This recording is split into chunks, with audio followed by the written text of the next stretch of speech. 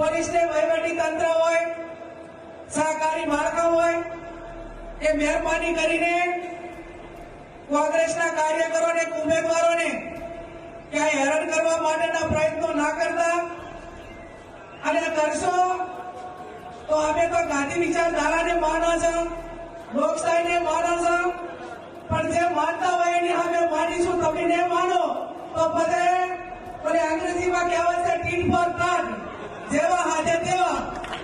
તમે કરશો એવું અમે કરી છીએ.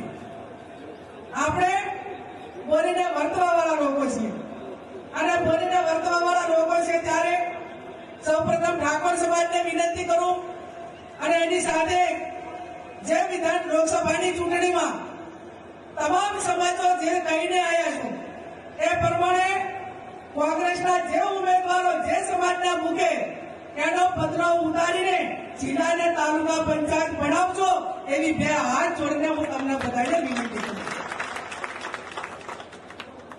અહીંયા આવડી મોટી સંખ્યામાં તમે બધા જ્યારે અહીંયા ભેગા થયા છો ત્યારે જે ઉમેદવારો પસંદ કરો એ નીચેથી એક નામ આવે એવું કરજો, અને એમાં 24 કેરેટનું સોનું હોય પસંદ કરજો. નહીતર પછી જીતાડ્યા પછી ઉજાગરા કરવા પડે, નાની રાજસ્થાન બાજુ લઈને જવા પડે. જીતાડ્યા પછી ઉજાગરા કરવા પડે.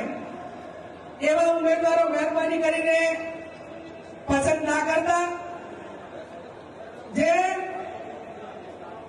કોંગ્રેસની વિચારધારા, મતદારોનો વિશ્વાસ અને પાર્ટીએ જે ભરોસો મૂક્યો હોય એની સાથે કોઈ પણ પ્રકારનો વિશ્વાસઘાત ન થાય એવા ઉમેદવારોની પસંદગી કરજો.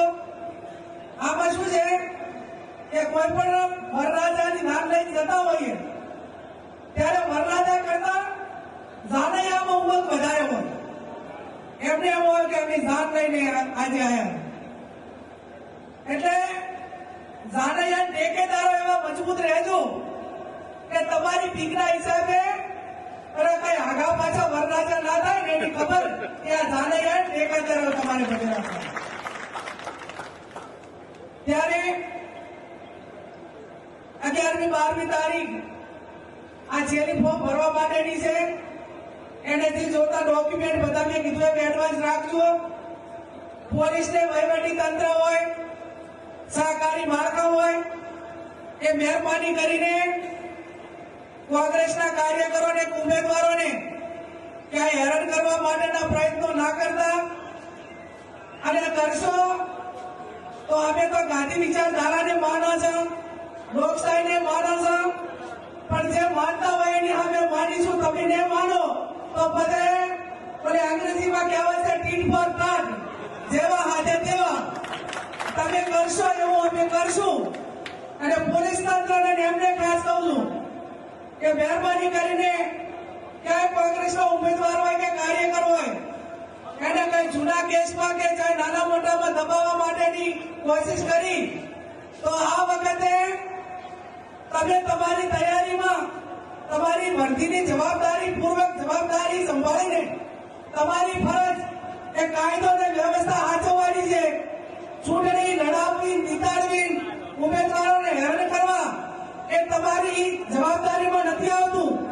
તમે ભાજપનું જે કમલ છે કે જે ભાજપના ઉમેદવારો છે એનો પગાર નથી લેતા. અહીંયા કોઈ પણ વ્યક્તિ, નાનામાં નાનો માણસ એ સવારે ઉઠે ત્યાંથી કરીને ઊંઘે ત્યાં સુધી જે જીવન જરૂરિયાત વસ્તુ ખરીદે અને એમાંથી ટેક્સના પૈસાનો તમે પગાર લો છો. આ પ્રજાના લૂણ હરામી ના થાજો, નહીતર ગુજરાત થઈ ગયા. ઝેર હોય અંધેર ના હોય. ગમે એ વ્યક્તિ એ જયારે કર્મ ખરાબ કરે, એની વર્ધીના વિરુદ્ધમાં કામ કરે ત્યારે કદાચ ભગવાન માણસ કોઈ વ્યક્તિને માફ કરે, પણ ભગવાન માફ કરતો નથી.